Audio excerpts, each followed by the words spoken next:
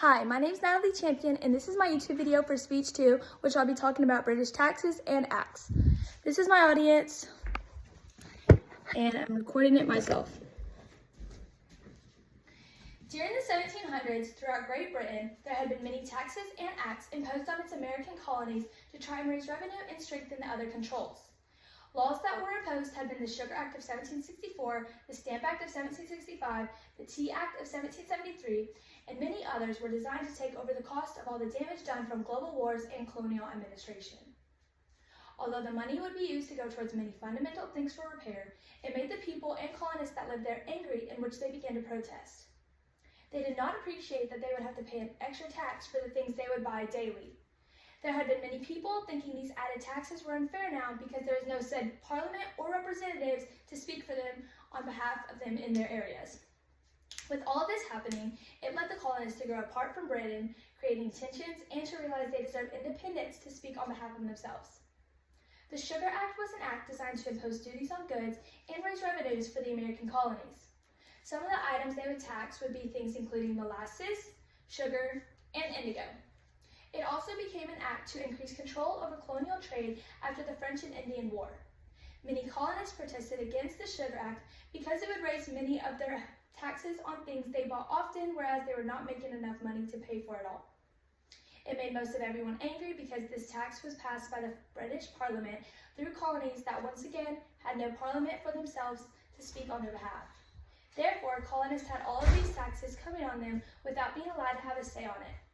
This is where the slogan, "No taxation without representation," became popular around the colonies because of the taxes that had been placed on them.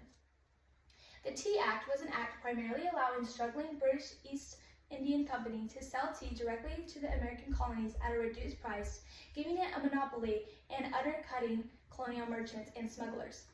This act technically made the tea itself cheaper, just included an added tax in which the colonies did not like at all. At www.bostonteaparty.com, it talks about how they viewed it as the government controlling how much they would pay for all the things, which eventually led to the slogan again, "No taxation without representation." None of the people appreciated an added tax onto their tea, although most of the things were cheaper with reducing the original price. The colonists protested against these laws because the British East Indian Company were forgetting about the colonists that actually lived there and was making it worse on their behalf. And a photo of that would be this, because I don't have a TV in my living room. But the Stamp Act was a law passed by the British Parliament in 1765 that made American colonists pay a tax on printed materials. Some of the following would be things including newspapers, documents, playing cards, license, and many others. On www.gilderherman.org, it states that the British Parliament passed the Stamp Act to help the British troops stationed in the colonies during the 7 years of war. So although the money would be used towards a reasonable pay, colonists did not like being taxed, saying that only their own representatives' assemblies could tax them. The colonists insisted that the act was unconstitutional and therefore resorted to violence to intimidate stamp collectors into resigning. Destruction of property, assaults, and humiliation are all things that the colonists did as a result of the Stamp Act. They used skull and crossbones, graphically illustrating the effect the Stamp Act had on the freedom of the press.